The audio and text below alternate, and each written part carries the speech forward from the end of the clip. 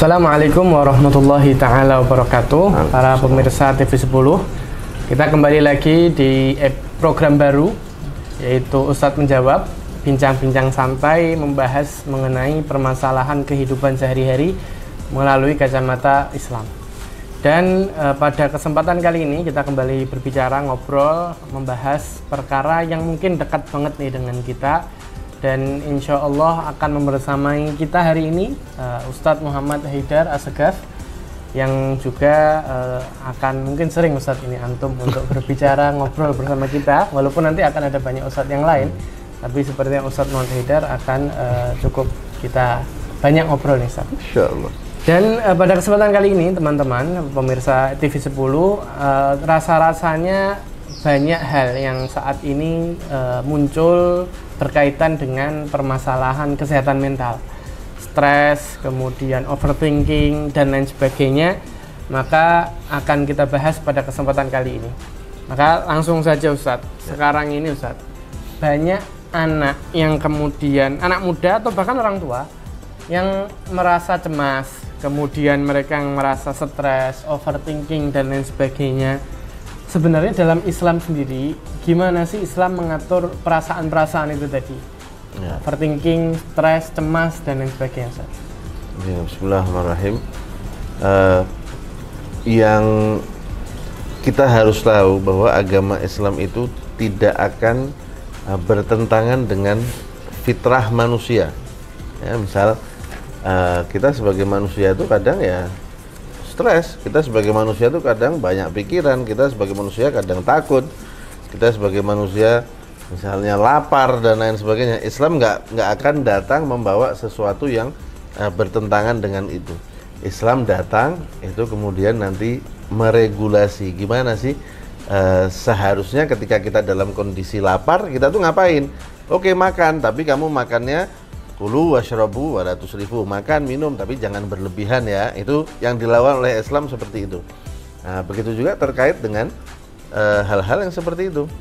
Ya, misalnya kita merasa sedih, sesuatu kesedihan itu misalnya sesuatu yang diakui di dalam agama Islam, dan Islam tidak melarang itu. Sebagai contoh misalnya ketika Nabi SAW anaknya meninggal dunia, dilihat menangis Nabi SAW, kemudian sahabat tanya, Rasulullah kamu kenapa menangis? Kata Nabi, ya ini rahmat, namanya orang ditinggal orang yang dia cintai pasti dia sedih. Kemudian Nabi mengatakan, wahai Ibrahim, mata menangis, hati bersedih, tapi tapinya itu yang kemudian cara Islam meregulasi, mengatur gimana caranya kita menyalurkan perasaan-perasaan itu dengan cara yang baik. Kata Nabi, mata menangis, hati bersedih, tapi kita nggak mengucapkan sesuatu kecuali yang diridhoi oleh Allah. Inna lillahi wa inna ilaihi raji'un. Jadi Islam datang memvalidasi itu dan kemudian memberikan cara gimana sih menyalurkan itu dengan cara yang baik. Jadi tidak mungkin Islam itu kemudian bertentangan dengan hal-hal itu ya. Kata-kata yang sangat bagus itu. Islam tidak mungkin datang dengan sesuatu yang bertentangan dengan fitrah manusia. Tapi mungkin bagi sebagian orang Ustadz, ini anggapan yang banyak juga kita temui. Bagi sebagian orang yang ada anggapan bahwasanya orang yang punya mental yang lemah atau mengalami berbagai macam hal tadi, kesehatan mental ini dikaitkan dengan lemahnya iman Ustadz.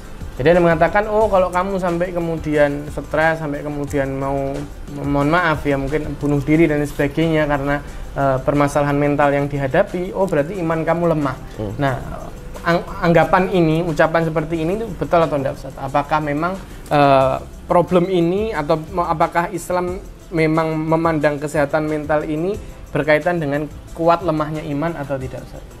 Nah, gini, ketika kita bicara iman, ya, yang dimaksud oleh orang-orang itu tuh makna iman yang terlalu sempit ya. Yang dianggap oleh orang itu kamu itu kurang ibadah, kamu kurang khusyuk sholatnya, kamu kurang.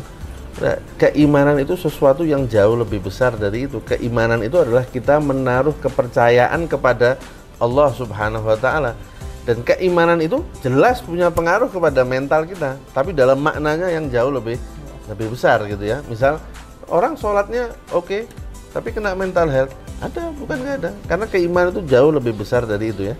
Misalnya kita bicara soal mindset, kita bicara soal tawakal, kita bicara soal percaya pada jaminan Allah, kita percaya bahwa Allah itu sayang sama kita, nggak mungkin menyia-nyiakan kita. Itu semuanya bagian dari keimanan, tapi dengan makna keimanan yang lebih luas, dan itu pasti menyentuh mental kita gitu loh. Nah, jadi kata-kata itu sebetulnya tidak 100% salah, tapi dengan pemaknaan yang sempit kata itu jadi salah. Misal contoh, ketika Nabi bilang kepada Abdullah bin Abbas, kata Nabi, Abdullah bin Abbas, semua yang dituliskan untuk kamu nggak mungkin meleset, pasti kena ke kamu. Dan yang nggak dituliskan untuk kamu nggak mungkin sampai kepada kamu. Itu Nabi sebetulnya menanamkan apa itu?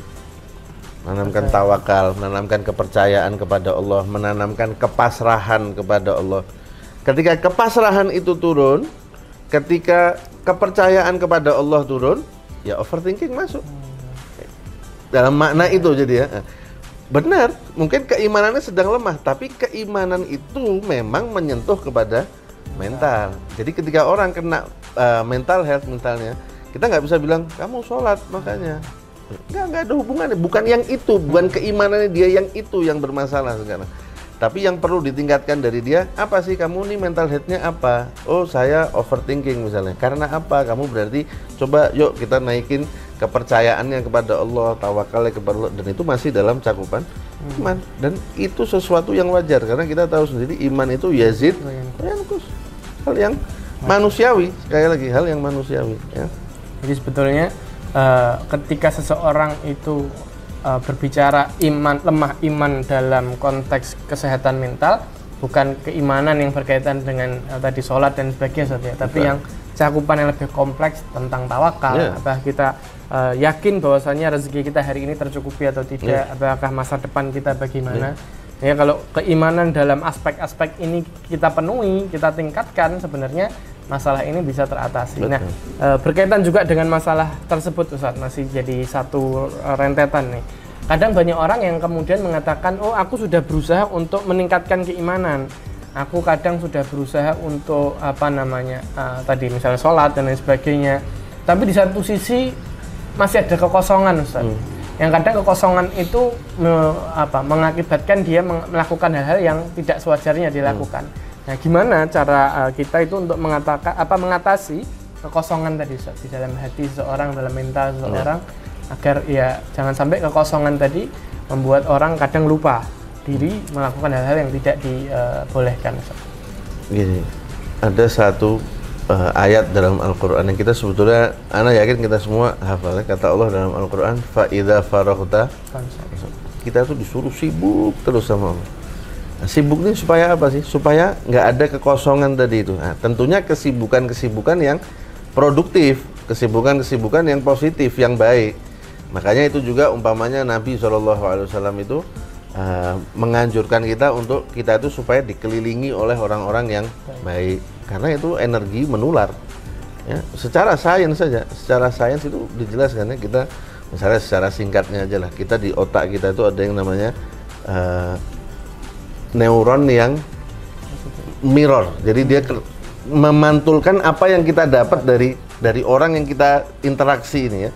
Dia baik, kebaikan itu akan memantul juga ke diri kita. Nah, itu kenapa Nabi kemudian nyuruh kita mengelilingi diri kita dengan orang-orang yang baik, orang-orang yang positif, supaya positifnya mereka itu nular ke kita. Jadi kekosongan-kekosongan itu sebetulnya bisa diisi dengan itu. Itu yang pertama. Yang kedua, kita harus tahu ada pintu yang aksesnya langsung mengarah ke hati kita, mata sama telinga. Nah, kalau mata dan telinga ini diisi dengan hal-hal yang bernutrisi, maka hatinya juga nggak kosong. Tapi ketika yang masuk sesuatu yang nggak bergizi untuk hati kita, ya akhirnya hatinya juga jadi hati yang kurang gizi juga atau kosong tadi itu. Nah, kita kadang lupa di situ tuh. Kita nggak mengawasi apa yang masuk dari mata dan telinga kita. Saya kasih contoh singkat aja, bahwa semua yang masuk dari mata dan telinga itu langsung punya pengaruh ke hati. Orang nonton film, ada adegan pembunuhan misalnya, ini tokoh utamanya tertolimi umpamanya atau mati karena kecelakaan, nangis kita. Padahal kalau ditanya, tahu nggak itu cuma acting? Tahu kita. Tapi kenapa nangis? masuk dari mata, masuk dari telinga, langsung punya pengaruh ke hati. Nah, itu kekosongan itu sebetulnya bisa diisi dengan hal-hal itu. Atau mungkin kalau dengan redaksi yang lebih presisi lagi, sebetulnya nggak ada tuh kekosongan. Karena kita itu kalau nggak sibuk dengan yang baik, sibuk dengan yang buruk. Nah kita fa'idha farogda, sibuk yang baik terus, supaya kita akhirnya nggak tersibukkan dengan sesuatu yang nggak bergizi tadi itu, yang nggak bergizi. Jadi memang hati itu butuh nutrisi yang didapatkan langsung dari apa yang dilihat dan apa yang didengar. Sehingga lingkungan yang baik menularkan positif yang baik pula. Apa yang kita lihat yang bergizi tadi Ustaz, itu juga akan membuat hati kita semakin baik, semakin sehat itu Ustaz, ya. Mental kita juga semakin sehat. Nah,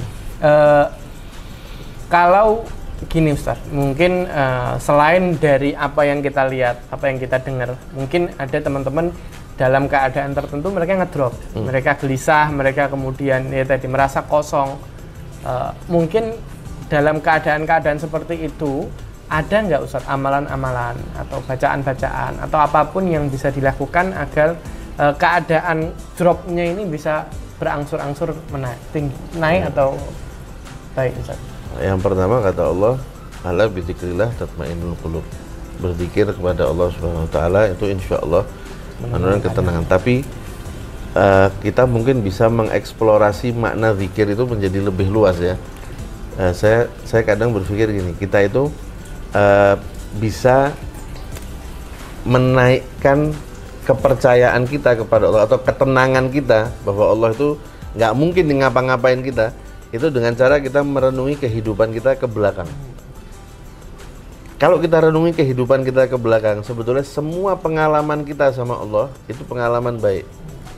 Saya kasih contoh, mata dari sejak kita bisa ngelihat sampai sekarang, apa mata kita ini nggak pernah bermaksiat? Pasti pernah bermaksiat mata kita, tapi diambil apa enggak sama Allah?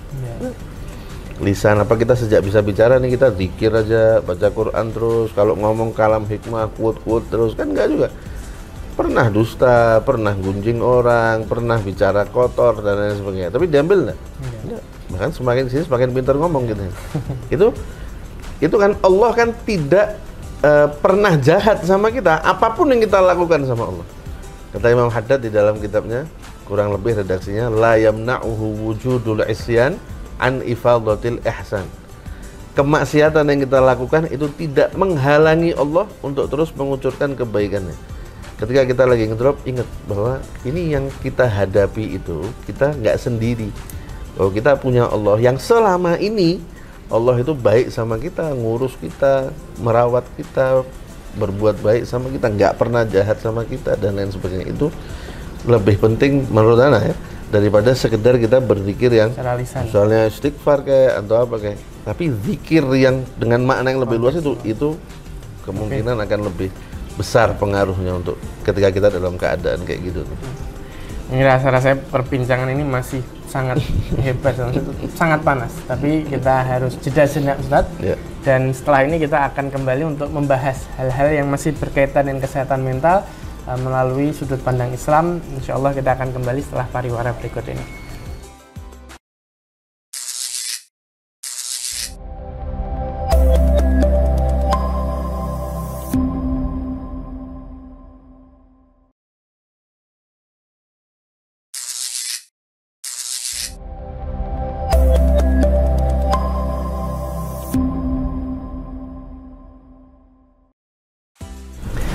Pemirsa TV 10 yang dirahmati Allah Subhanahu wa taala, kita kembali melanjutkan bincang-bincang mengenai kesehatan mental bersama Ustadz Muhammad Haidar.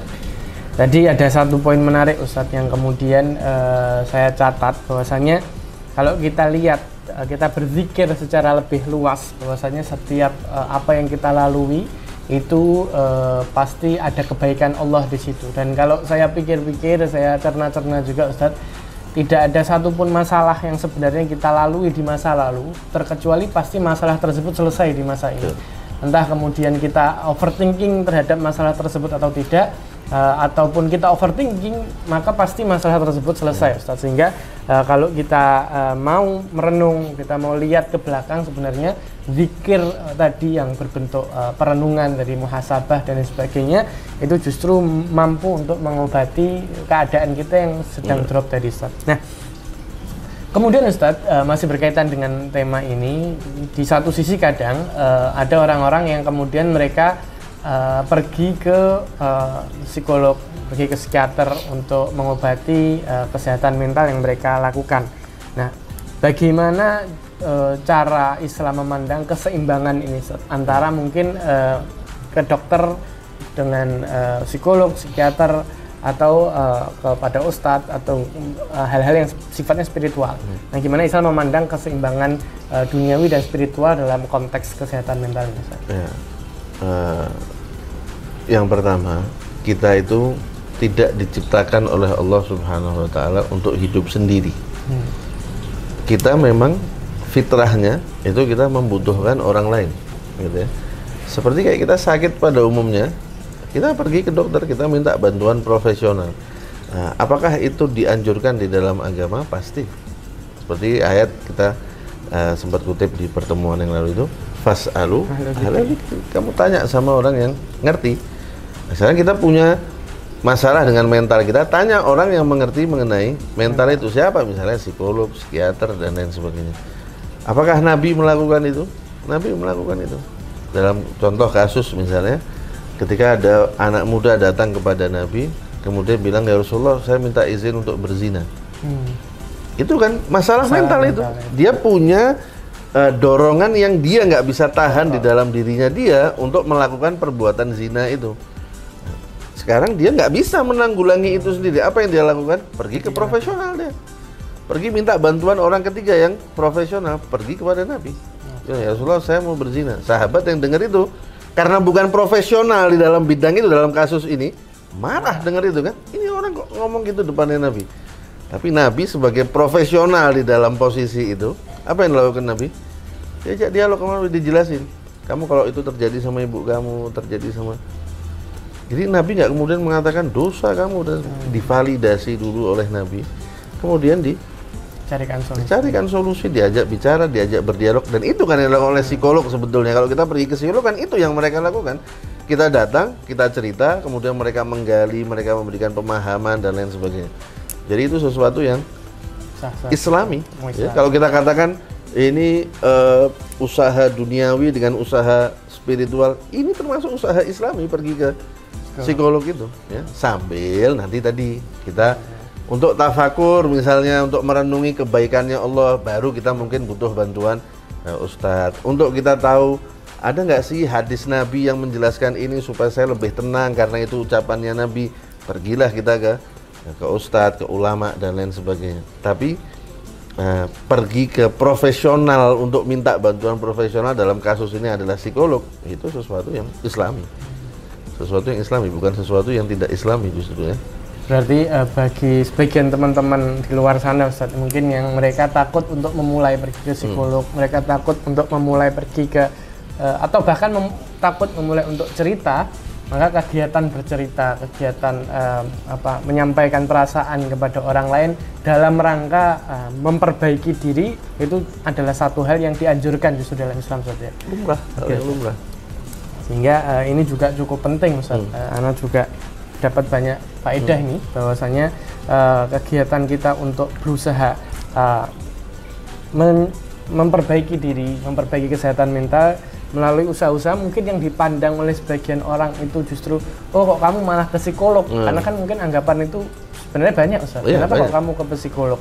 Kenapa kok kamu nggak ke ustadz? Kenapa kamu nggak kemudian berzikir, kenapa kok nggak kamu kembali kepada Allah? Nah, mungkin dengan jawaban antum ini memberikan banyak pencerahan, sehingga akan ada banyak, saya yakin, orang-orang di luar sana yang akhirnya mulai berani untuk melangkah, memperbaiki dirinya sekiranya di dalam dirinya itu ada problem. Nah, berkaitan juga dengan hal itu, Ustaz, kadang lingkungan ini membentuk, kadang ada orang-orang yang justru dengan lingkungannya, mungkin penyakitnya itu sedikit, problemnya sedikit, dengan lingkungan yang kurang pas ini, Ustadz, utamanya mungkin di lingkungan keluarga, itu justru penyakitnya semakin besar.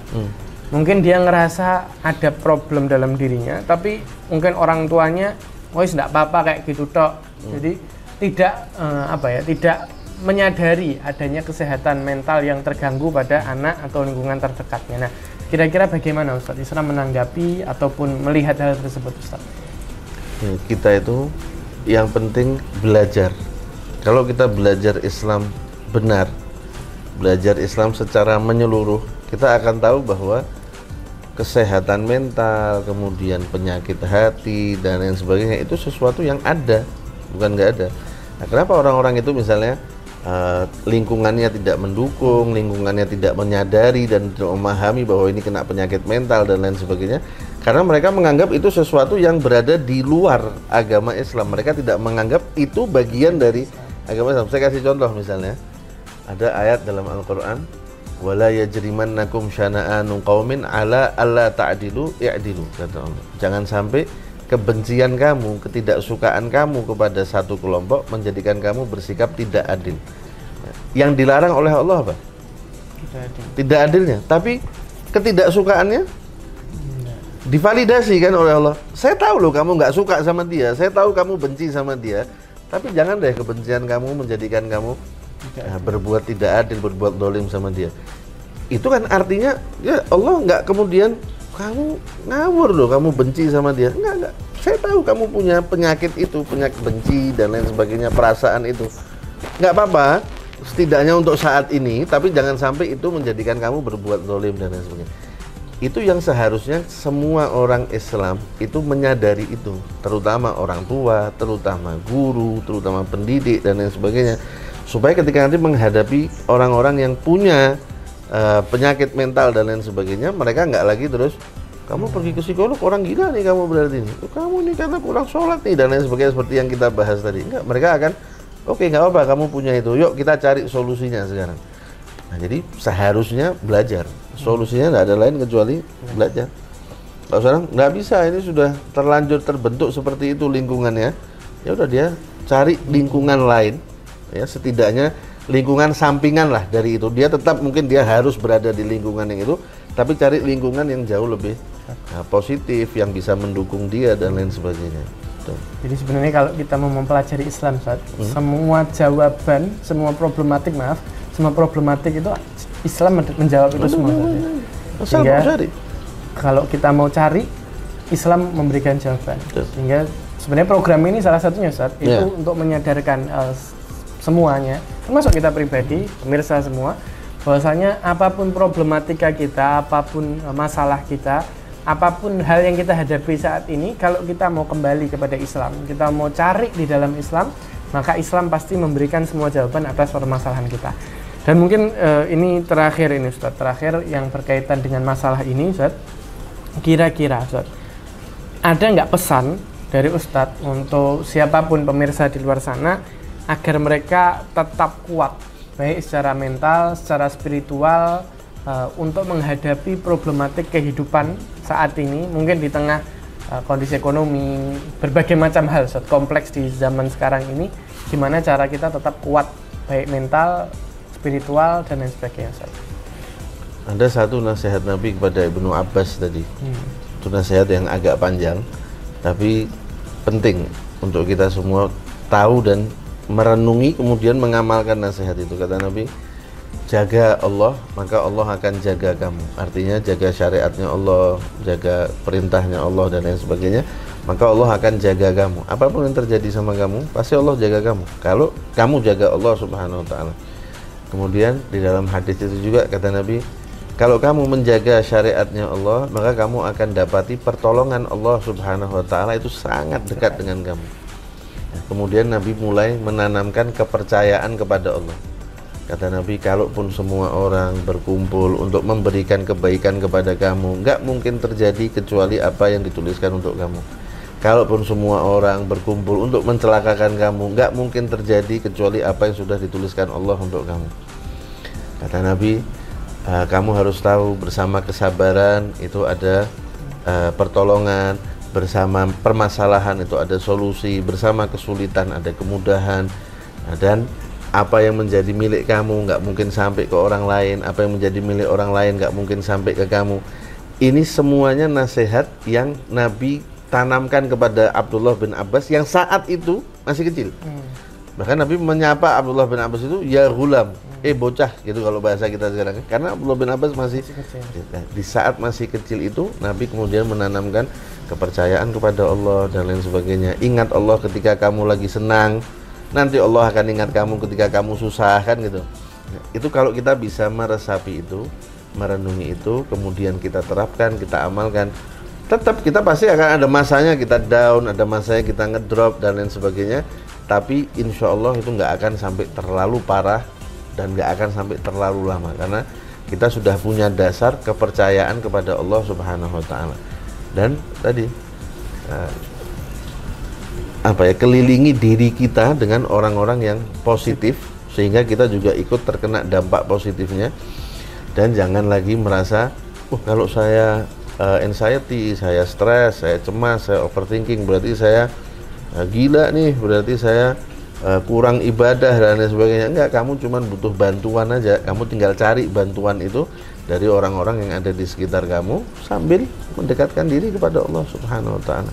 Jadi jangan lagi menganggap itu sebagai sesuatu yang jelek, apalagi menganggap itu sebagai ini kegilaan dan lain sebagainya. Nah, itu hal yang wajar dan Islam memfasilitasi kita untuk kemudian menyalurkan perasaan-perasaan itu dengan cara yang benar. Sebenarnya jadi dari yang antum sampaikan bahwasanya apa yang kita alami, apa yang kita rasakan kembalinya juga kepada Allah. Kalau kita yakin Allah itu pasti menolong kita, seperti yang tadi ditanamkan oleh Nabi kepada Abdullah bin Abbas di saat beliau masih kecil. Kalau kita punya keyakinan kepada Allah, Allah pasti menolong kita. Kita ingat Allah, Allah ingat kita, dan berbagai macam keimanan-keimanan, keyakinan-keyakinan yang ditanamkan. Kalau kita bisa mulai menanamkan itu pada diri kita, maka sebenarnya problem-problem tadi pasti akan bisa kita atasi. Ditambah tadi lingkungan, karena memang lingkungan tadi punya dampak yang cukup besar dalam diri seseorang. Karena tadi kalau antum jelaskan neuron yang mirroring tadi ya, nular itu tadi sangat penting. Satu lagi kalau bisa tambah sedikit, lingkungan itu sekarang nggak cuman yang kita bertemu gini, tapi media sosial itu semua kan lingkungan. Kembali ke mata, kembali ke telinga, semua yang kita lihat di media sosial, semua yang kita dengar di media sosial punya pengaruhnya ke dalam diri kita. Siapa yang kita follow di Instagram, siapa yang kita subscribe di YouTube, siapa yang kita ikuti di Twitter dan lain sebagainya, itu punya dampak semua ke kita. Itu lingkungan kita sekarang. Kita harus pintar-pintar memilih lingkungan itu. Jadi perlu memfilter lagi kembali, sehingga apa yang kita lihat, apa yang kita dengar itu menjadi satu hal yang penting untuk bagaimana apa yang ada dalam diri kita itu cerminan dari apa yang kita lihat dan apa yang kita dengar. Sehingga kalau pemirsa sudah mengetahui hal tersebut, tentunya tontonan seperti ini yang ada di dalam program TV10 ini menjadi tontonan yang bagus, dan ataupun tontonan-tontonan yang lain, sehingga kita ke depannya bisa semakin baik di dalam mengarungi kehidupan melalui kacamata Islam. Terima kasih banyak Ustadz atas ilmu yang antum berikan pada kesempatan kali ini. Dan insya Allah kita akan kembali dalam program-program ataupun episode-episode yang akan datang dalam program Ustadz Menjawab di episode selanjutnya, yang akan menjawab berbagai macam problematik melalui kacamata Islam. Kurang lebihnya saya mohon maaf. Wassalamualaikum warahmatullahi taala wabarakatuh.